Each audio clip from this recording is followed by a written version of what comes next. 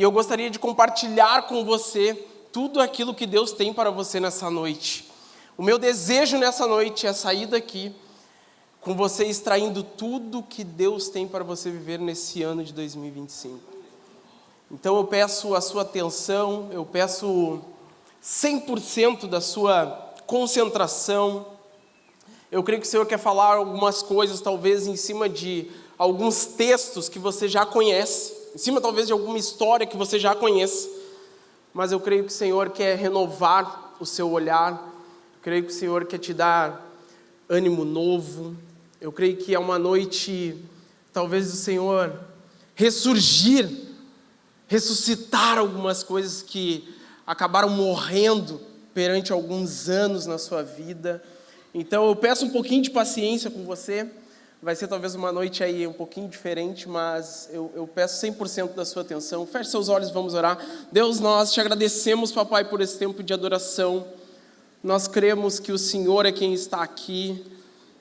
Nós estamos disponíveis, Deus. Essa é uma noite que nós abrimos o nosso coração e nós estamos disponíveis, Deus, para tudo que o Senhor deseja falar ao nosso coração.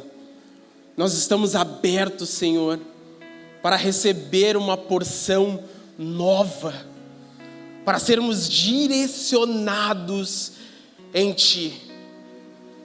Deus, nós declaramos diante da Tua presença como igreja que o Senhor é a pessoa mais importante nesse lugar. Deus, não tem ninguém comparado a Ti. Tem ninguém, Deus, que se compare aos Seus feitos, que se compare à Tua pessoa, que transborda de amor, paz e alegria. Ninguém se compara, Deus. A bondade que há em Ti, Deus. Nós nos colocamos nessa noite, nós expomos, Deus, o nosso coração à Tua doce palavra, para que o Senhor fale e mude aquilo que for necessário. Nós abrimos o nosso coração para o Senhor fazer o que o Senhor quer nessa noite. Em nome de Jesus, amém, amém. Tome seu lugar, sinta-se à vontade. Quem está curtindo aí o Summer Nights não perdeu nenhuma sexta aí, hein? Está sendo demais, está sendo incrível. E fevereiro, né, vai ter muito mais. A gente viveu os 365 dias de janeiro, né? A gente viveu todos os dias que tinha para a gente viver em janeiro, a gente já viveu. E fevereiro tem muito mais do Senhor. E eu creio que vai ser noites incríveis ainda de verão que o Senhor tem para nós. Mas eu quero compartilhar com você tudo que Deus deseja entregar a você nessa noite. Então, abre o seu coração. Também já abre comigo Ezequiel, capítulo 37. Não sei se isso é bom ou ruim, né? Eu não sei. Abre comigo aí Ezequiel 37. E enquanto você vai abrindo, uma das coisas que na nossa geração, no nosso tempo, nesse período em que estamos, basicamente desde 1990, uma das coisas que os filósofos falam que mais atrapalha o ser humano é o quanto o humanismo ele se espalhou por todas as pessoas, é o quanto o humanismo ele tomou conta da sociedade, quanto o humanismo ele entra também dentro da faculdade de ensinos. E isso é uma coisa da nossa época. Em outras gerações, em outras épocas, aquilo que atrapalhava mais o ser humano, vamos dizer um pouquinho lá na época dos profetas, era também a adoração a outros deuses. As coisas que roubavam o coração do ser humano continuam sendo as mesmas: dinheiro, finanças, promiscuidade, uma vida que não está diante do Senhor e busca ficar distante daquilo que Deus realmente tem para você. Mas nessa nossa época, uma das coisas que mais atrapalha um cristão também é o humanismo, que é o quanto isso foi influenciando você na sua rotina, no seu dia a dia. E o humanismo fala muito sobre o ser humano ser o centro de todas as coisas. O ser humano ser o lugar em que ele tem que estar confortável. O ser humano se achar nesse lugar onde ele tem que se sentir bem para então estar vivendo algo bom ou algo de sucesso. Porém, isso é uma das coisas que mais atrapalham na nossa época. É o quanto o humanismo ele tomou conta de nós. E isso você vai encontrar no seu dia a dia. Como você consegue encontrar as coisas que são desconfortáveis para você e você não quer viver isso, você não quer encarar.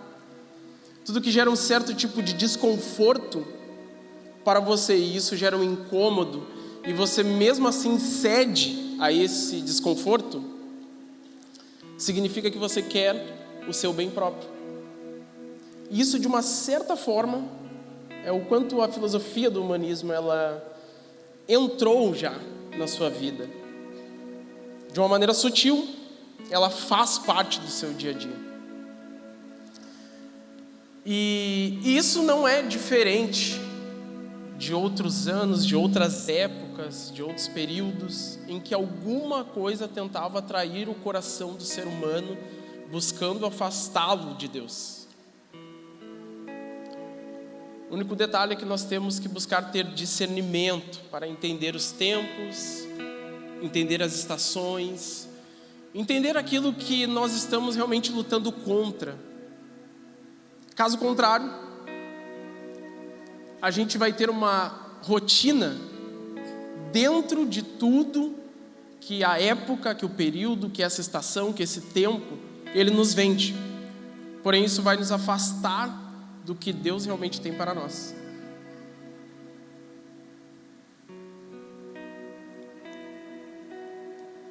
Olhando esse texto de Ezequiel 37, nós vamos percorrer por ele essa noite, mas o título dessa mensagem é Deus está fazendo algo novo. Será que você percebe? Deus está fazendo algo novo. E aí essa segunda parte desse tema é: será que você percebe? Com essa entonação de pergunta. É uma pergunta a você.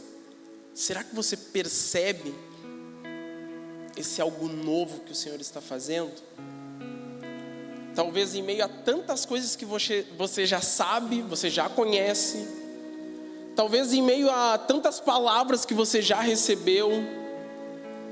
Talvez até mesmo em meio a dons e talentos que você tenha, você consegue perceber a novidade de vida que Deus tem para você. É um pouco sobre isso que nós vamos entrar. Acompanhe aí junto comigo, a partir do versículo 1.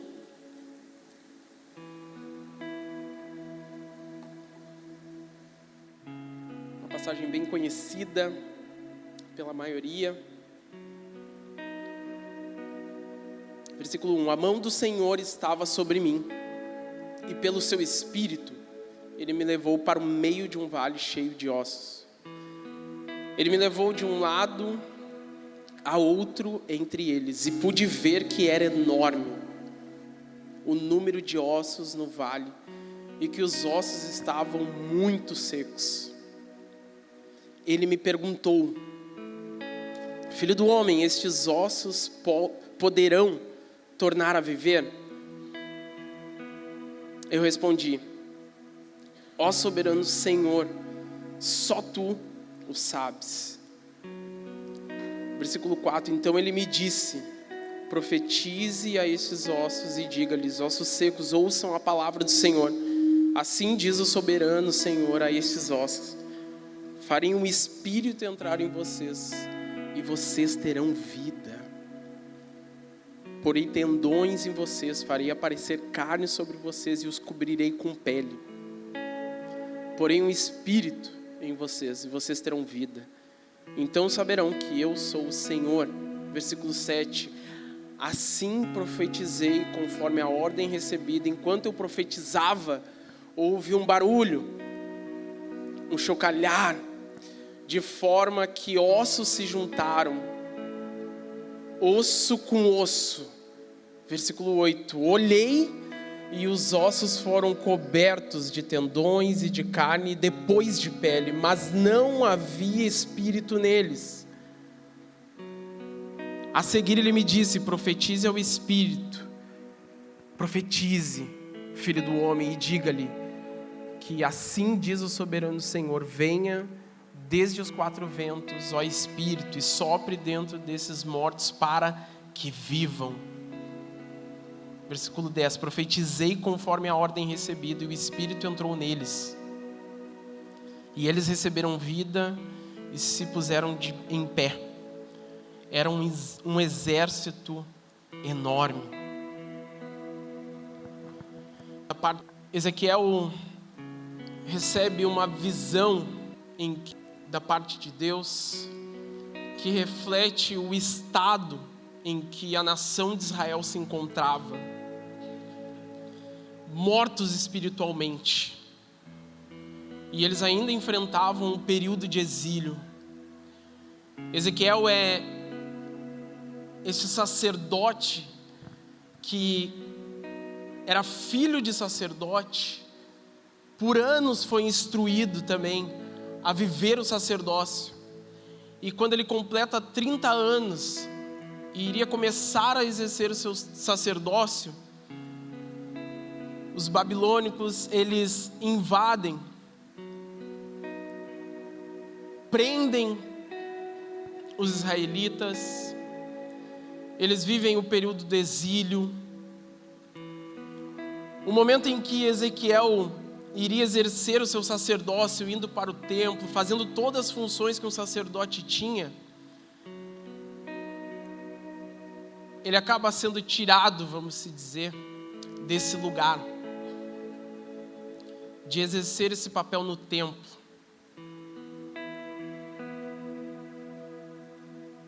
Para nós é muito desafiador conseguir perceber e entrar na história em que o povo de Israel está vivendo. Por uma questão: tudo que vai gerar em nós um certo desconforto, a gente acha que Deus não está ali. A gente pensa que Deus não está falando, a gente pensa que Deus está em silêncio. A gente se sente incomodados. A gente acha que Deus se afastou. O povo estava perante o exílio. Ezequiel é um sacerdote que recebe da parte de Deus, e você pode ver a partir dos primeiros capítulos dele, ele recebe várias visões, e todas essas visões eram mostrando o pecado de Israel, o pecado da nação. Mas a função e o propósito que Ezequiel tinha não era simplesmente apontar o pecado da nação de Israel, mas também era encorajá-los. A função de Ezequiel também era trazer esperança, um olhar novo. Parece um pouco desafiador para nós buscar entender isso como o profeta está dizendo, mas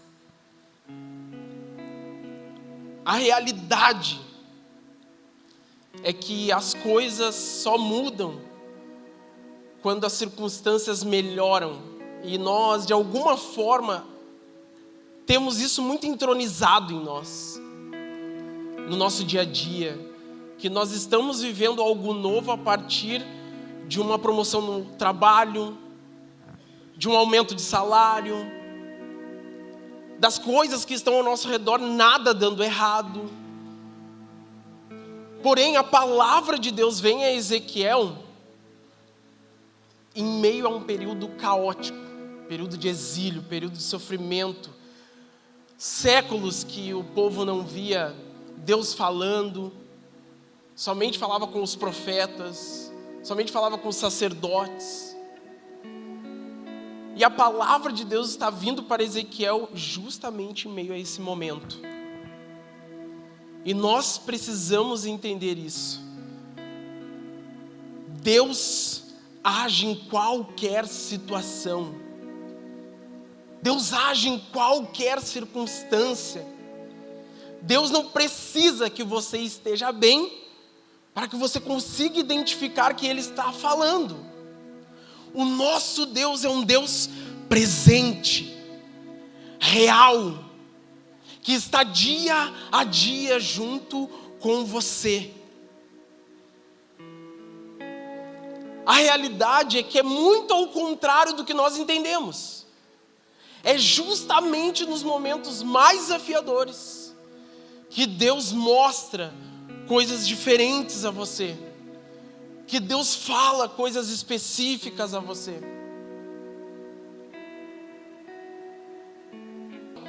Está fazendo sobre a nação de Israel.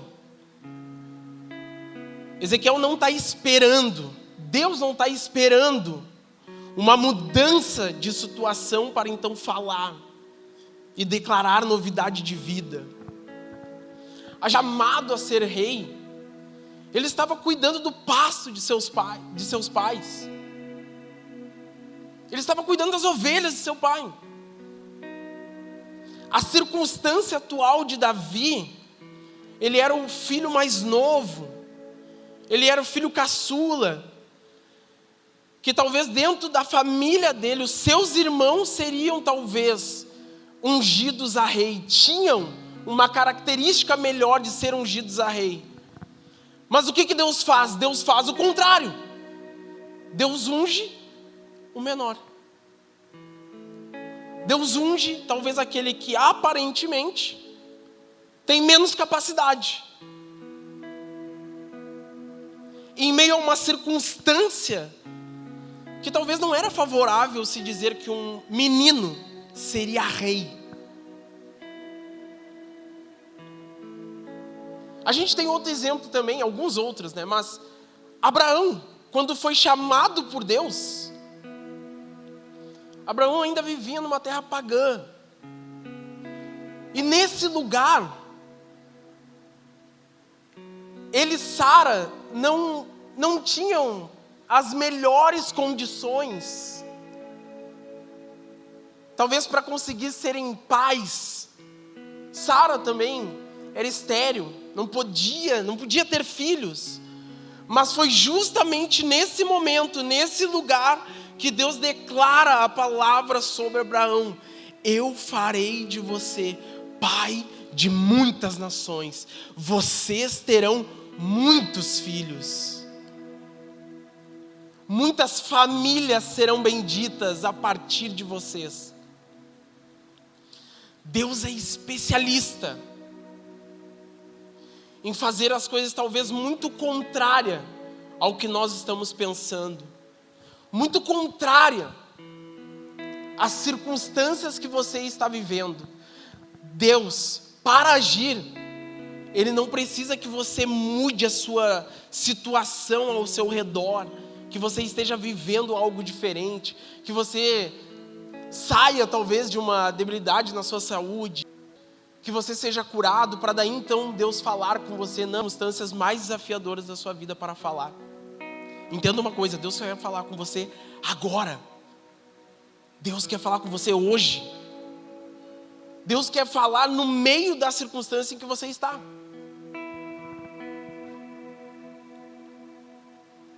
Deus age assim, chamando e transformando em meio às dificuldades. Ezequiel, ele tem uma visão do templo, e nessa visão do templo ele vê os presbíteros do templo adorando outro Deus. Ele vê também uma estátua em que as mulheres estavam adorando a um Deus Tamuz. Uma circunstância totalmente caótica, para que ele vivesse talvez o sacerdócio no qual ele foi tão preparado para viver. Talvez ele viveu anos para exercer o seu ministério de sacerdote. Mas no momento em que ele vai viver o seu ministério, as coisas estão muito diferentes.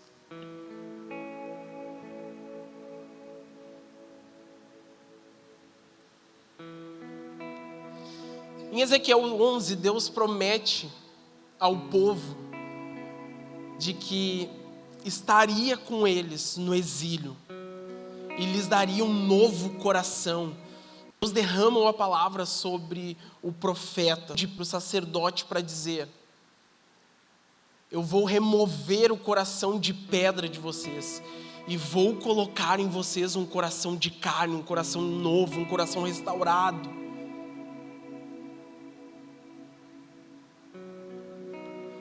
Tem um momento também que a gente vê no livro de Isaías, algo similar ao que Ezequiel está vivendo, que é esse cenário caótico, e Deus, nesse cenário caótico, Deus fala.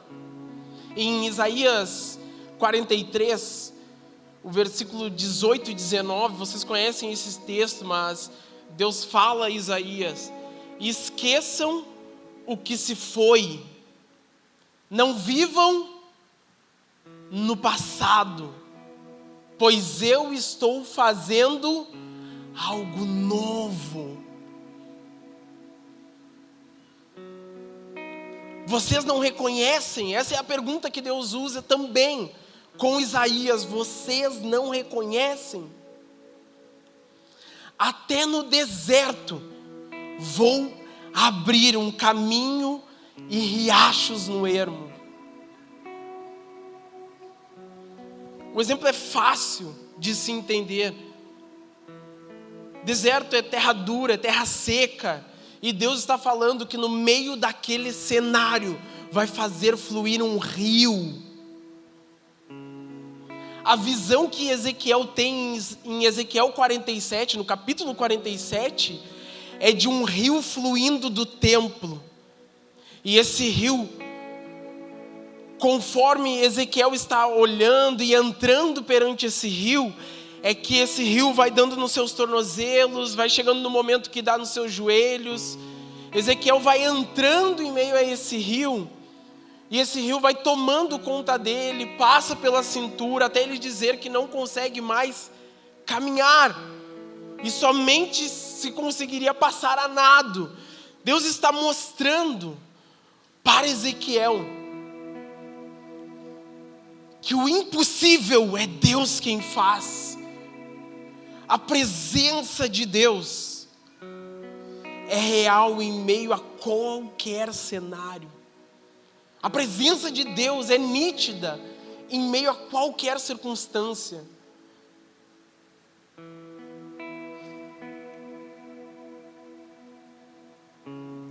Isaías também retrata esse momento decisivo como se fosse um julgamento onde o mundo precisa reconhecer quem é o verdadeiro Deus.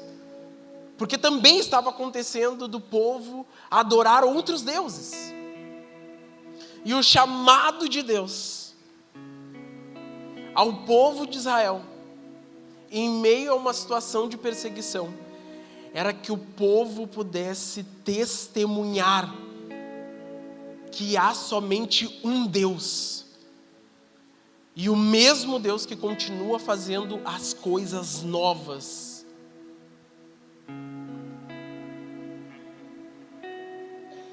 O que nós podemos entender quando é algo novo?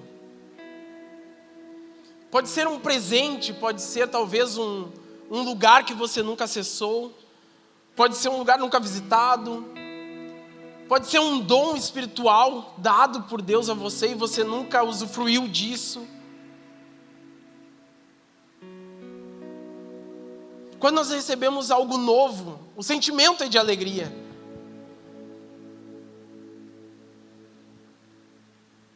Há entusiasmo e normalmente há esse lugar de possibilidade de se abrindo quando a gente vive algo novo. A pessoa, quando ela vive algo novo, ela sempre Parece que ela estava num cenário de não ter muitas ideias, e quando ela vai viver algo novo, parece que aí a caixa da revelação se abre na mente da pessoa, ela pensa diferente, ela tem outras ideias, ela pensa até em cima do que ela mesma iria fazer ou já estava fazendo de uma maneira diferente. Algo novo normalmente tem essa característica de você viver. Quando nós olhamos em Hebreus 13, versículo 8, o autor ele está dizendo: Jesus Cristo é o mesmo ontem, hoje e para sempre.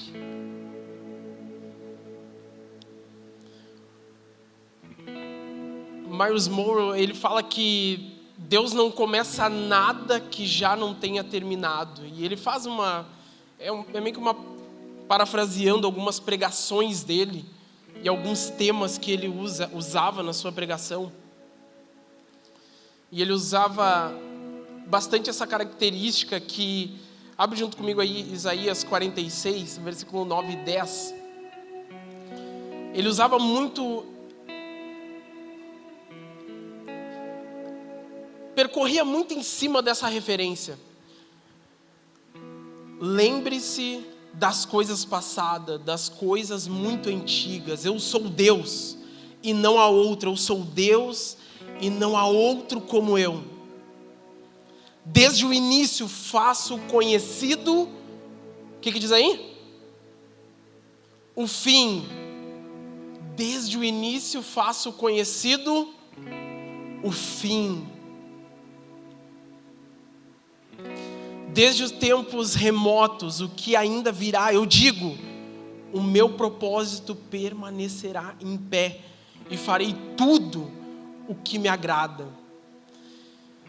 E ele usava bastante em cima, percorria bastante em cima desse tema, assim, que o fim já está traçado desde o princípio. Você não nasce vida para ganhar vida, ou no decorrer da sua vida, ganhar a vida, ter sucesso, ter recompensas. Mas nasceu para começar algo que já está concluído no coração de Deus. Você nasceu para percorrer um caminho que Deus já traçou sobre a sua vida. E um aspecto que eu gostaria que você lembrasse nessa noite: como nós podemos viver algo novo da parte de Deus, como nós podemos entrar nesse lugar de novidade de vida e usufruir aquilo que Deus tem para nós. Viver algo novo, você precisa entender que você precisa sair do seu passado, você precisa largar as coisas passadas, você precisa abandonar essa mentalidade que você tinha talvez há 5, 6, 10 anos atrás. O passado, ele não define o seu futuro. É isso que Deus está falando em Ezequiel 37. Os anos de exílio não iriam definir o que o povo iria viver futuramente com Deus. Ezequiel 37 está mostrando isso. A realidade que eles estão vivendo não é um lugar eterno. O lugar de morte espiritual que eles estão não é um lugar para sempre.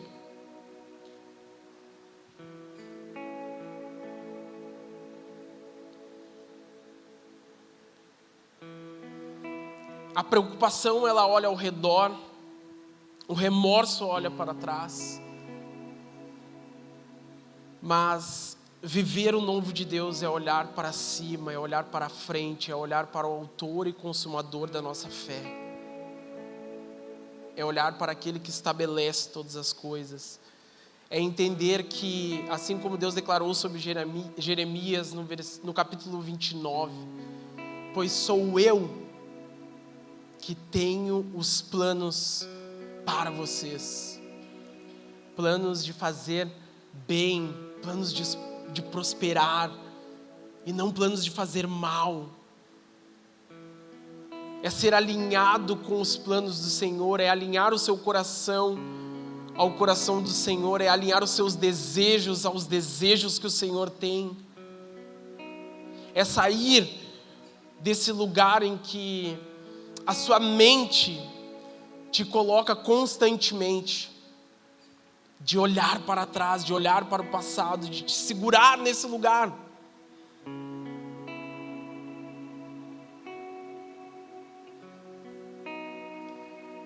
Nós precisamos, viver e aprender olhando para o passado, mas nós devemos encarar esse presente com gratidão, mas olhar o nosso futuro com esperança, que o ponto final das coisas, quem tem é Deus, quem sabe é o Senhor. Use o passado como uma plataforma de lançamento e não como uma cadeira de descanso. Olhe para frente. Siga em direção ao futuro que Deus preparou para você. Eu gostaria que você abrisse seu coração nessa noite para ser ministrado pela palavra do Senhor. O que eu estou mais fazendo aqui é ler textos e referências das afirmações que Deus tem sobre o seu povo. E eu creio que essas afirmações são para nós.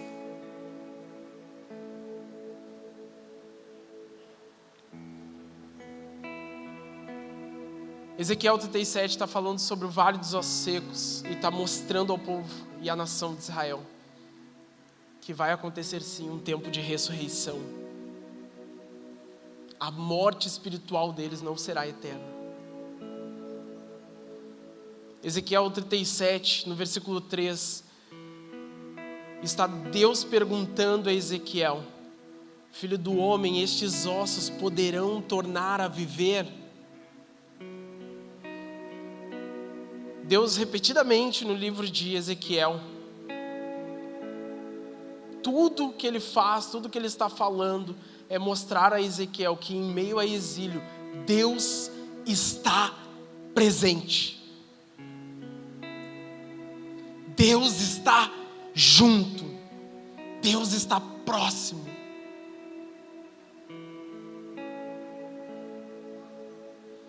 Ezequiel então ele profetiza sobre a nação de Israel. E aí ele tem essa visão, ele capta essa visão da parte de Deus sobre a nação. A audiência original de Ezequiel precisava entender que, apesar de tudo que estava acontecendo de ruim com o povo, Deus não os havia abandonado. Pelo contrário, Ele estava trazendo sim restauração. A gente sabe também que na história as tribos de Israel foram dispersas e Deus queria mostrar isso, que Deus iria unir novamente o seu povo. Uma das perguntas que nós podemos fazer olhando para a nossa realidade, olhando para o nosso dia a dia: como você se sente espiritualmente? Talvez sejam algumas perguntas que algumas das pessoas fizeram a si mesmas quando Ezequiel compartilhou essa profecia. Em que lugar eu estou espiritualmente? Como eu estou espiritualmente? Será como você se sente hoje? Sem esperança, sem ter um olhar novo para o futuro? Como você se sente em meio à visão que Deus tem para você viver como igreja aqui nesse lugar? Será que você está vivendo de maneira ativa, abraçando aquilo que Deus tem para fazer aqui em Gravataí?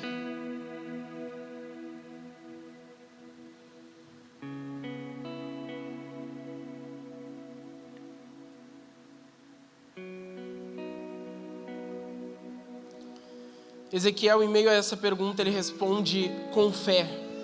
Porém, ele reconhece, uma das coisas que ele está fazendo em meio a esse texto é reconhecer Quem está perguntando? Ezequiel, ele está no meio do exílio junto com o povo, está sofrendo também junto com o povo. Entenda que a circunstância de Ezequiel seria propícia a ele responder: não, esses ossos não podem tornar a viver. Não, esses ossos não podem, talvez, ressurgir com vida. Talvez as circunstâncias falavam isso exatamente para Ezequiel. Ezequiel responde isso? Não. Ezequiel reconhece diante de quem ele está.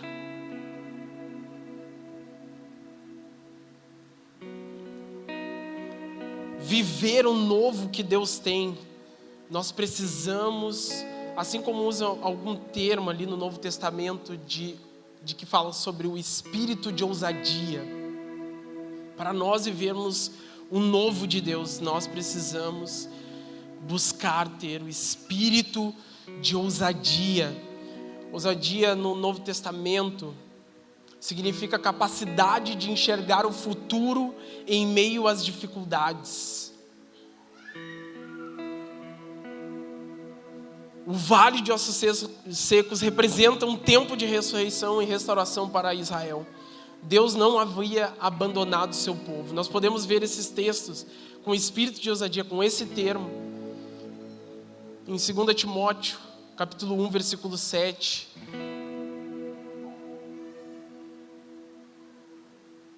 Onde diz: pois Deus não nos deu o espírito de covardia, mas de poder, de amor e de equilíbrio. Também em outro momento, há usado esse termo de espírito de ousadia, no capítulo 4 do livro de Atos, quando Pedro e João estão pregando e uma multidão de pessoas se converte ao Evangelho. E o que eles estão fazendo? Pregando com o espírito de ousadia. E o espírito de ousadia é isso. É olhar para o futuro, mesmo em meio a circunstâncias difíceis, contrárias. É declarar a palavra de Deus. Mesmo que o cenário que você esteja seja de morte, mas a palavra de Deus diz para nós declararmos vida.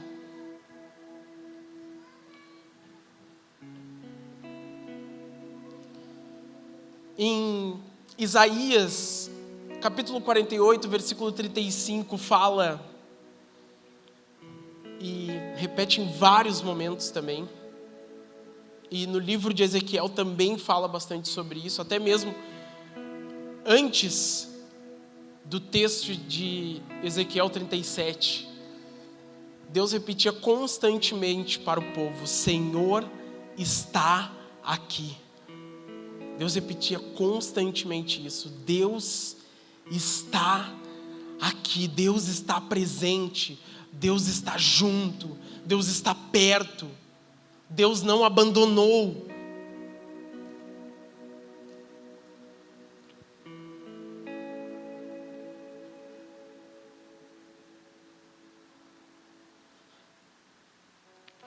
Em Atos, em que o versículo 10, a gente vai ver um momento em que Ágabo vai até o apóstolo Paulo e entrega também uma profecia para ele. E essa profecia dizia para ele: depois de passarmos ali vários dias, desceu da Judeia um profeta chamado Ágabo, e este veio ao nosso encontro, tomou o cinto de Paulo e, amarrando as suas próprias mãos e aos pés, disse... Olha um pouco dessa cena, tenta olhar essa cena. Essa cena é o profeta chegando no apóstolo Paulo, tirando a cinta dele, amarrando em seus pés, amarrando em suas mãos. Essa é a cena da profecia que Ágabo está entregando a Paulo. E ele diz a Paulo: assim diz o Espírito Santo, desta maneira os judeus amarrarão o dono deste cinto, falando para Paulo. em Jerusalém e o entregarão aos gentios. Quando ouvimos isso, nós e o povo dali pedimos a Paulo que não subisse a Jerusalém. Então Paulo respondeu: por que vocês estão chorando? Ágabo e a igreja falou, Ágabo profetiza sobre Paulo. E isso é um cenário ruim que ele iria enfrentar indo para Jerusalém. Paulo já estava determinado de ir para Jerusalém, recebe essa profecia, a igreja começa a dizer para Paulo, querendo impedir ele de ir para Jerusalém, por conta da profecia que tinha recebido. E se nós formos olhar de maneira racional, é uma profecia que está dizendo para ele que ele será preso. Talvez é um cenário dele ir por outro caminho, ir para outra cidade, ir para outro lugar. Mas o que Paulo vai responder é outra coisa. Versículo 13. Então Paulo respondeu: por que vocês estão chorando? Assim vocês partem o meu coração. Estou pronto não apenas para ser amarrado, mas também para morrer em Jerusalém pelo nome do Senhor Jesus. Essa resposta é uma clareza que Paulo tinha quanto o que era viver para o Senhor, o que era viver para Jesus, o que era viver para o reino. É uma das coisas que nós podemos nos perguntar: o que é viver para o reino de Deus? O que é viver para testemunhar que nós somos filhos de um Deus santo, que nós somos filhos de um Deus que tem um futuro lindo e eterno para nós, num novo lugar, num lugar sem doença, sem dor, sem morte, sem choro, sem maldade. O que seria viver para esse Deus? Como você consegue medir isso na sua vida? O que seria viver? O que será? Olhando para o futuro, o que será?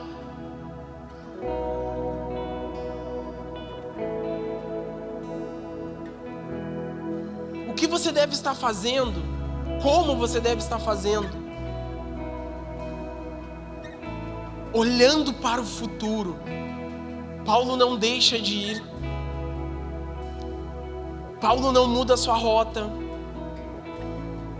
Paulo entende que viver para o Evangelho, viver para o Senhor, viver para Jesus, viver testemunhando o reino de Deus, custa, e custa muito caro, e tem um preço muito alto. E não é brincar, e não é fazer as coisas mais ou menos. O que Paulo está respondendo à igreja é isso. O que Ezequiel, no capítulo 37, está começando a dizer ao povo, à nação de Israel, é esse cenário. Deus falou com Ezequiel, Ezequiel ouviu. Quando Ezequiel ouviu, Deus fez ele ir de um lado para o outro, nessa visão, olhando o cemitério de pessoas mortas. Só que Deus não está simplesmente querendo com que Ezequiel ouça o que Deus está falando.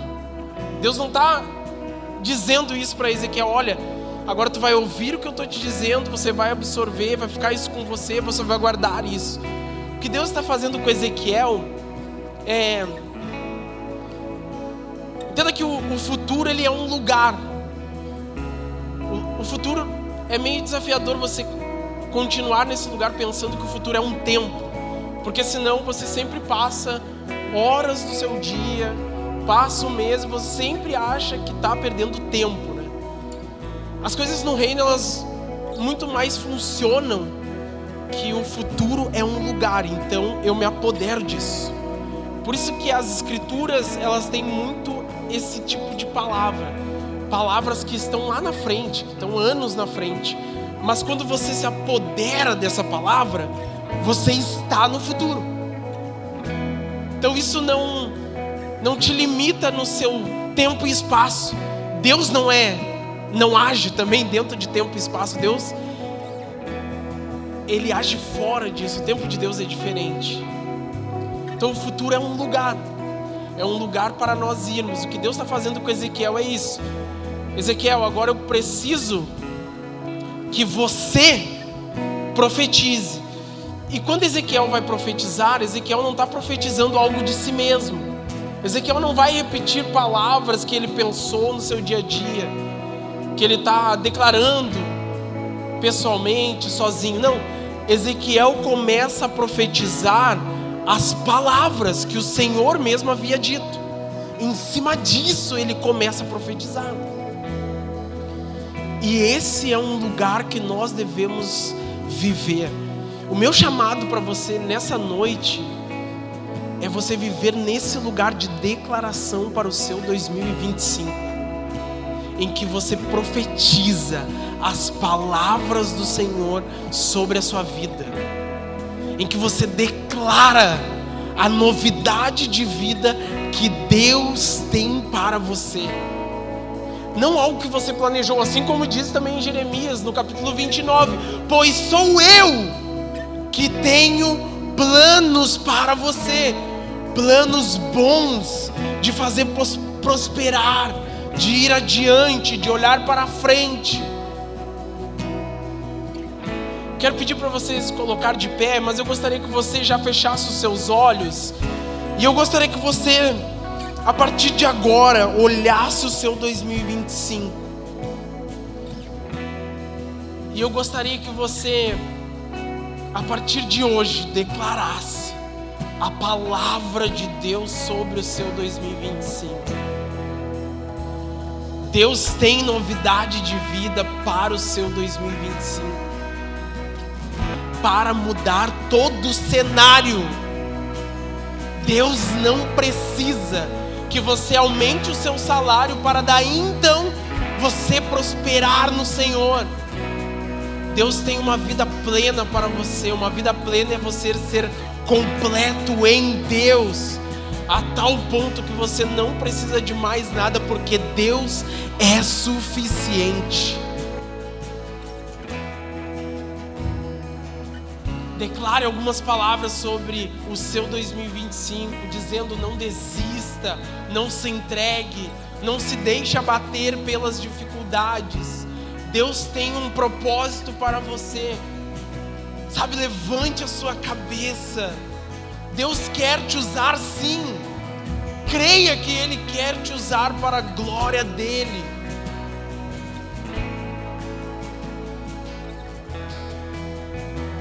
Não se entregue, não se deixe abater pelas dificuldades que estão ao seu redor. Não se deixe levar pelas circunstâncias. Levante a cabeça, creia que Deus tem um propósito na sua vida. Creia que Deus vai te usar para a glória dEle. Creia que Deus vai te usar para transformar as pessoas ao seu redor, a partir de um filho que testemunha o Deus que era, que é e que sempre será. Ele quer sim te usar. Saia desse lugar de vitimismo. Saia desse lugar de incômodo. Saia desse lugar de ficar confortável, como se fosse uma cadeira de descanso. Não. Deus não quer isso para você. Deus quer um filho vivendo de maneira ativa no reino, testemunhando o Deus que tem planos bons para você. Não fique aí reclamando, não fique aí parado, não fique aí murmurando. Se levante, erga os seus olhos, busque a Deus, busque o Senhor, busque a presença dEle. Deus corresponde à medida que você se entrega. Deus corresponde à medida que você está o buscando. Ele vai te usar sim, Ele tem um chamado. Ele quer transformar tudo ao seu redor. Partindo dessa transformação do seu coração, Deus quer te dar um novo coração. Um coração de carne, sensível, olhando as coisas do reino, sem ter medo, sem insegurança, sem ficar num lugar de apatia, num lugar em que você é escravo do pecado. Não saia desse lugar. Deus tem sim novidade de vida para você. Não se preocupe com a sua dor, não se preocupe com o seu problema, não fique preocupado com a sua dificuldade. Deus é quem cuida de todas as coisas. Se posicione no Senhor.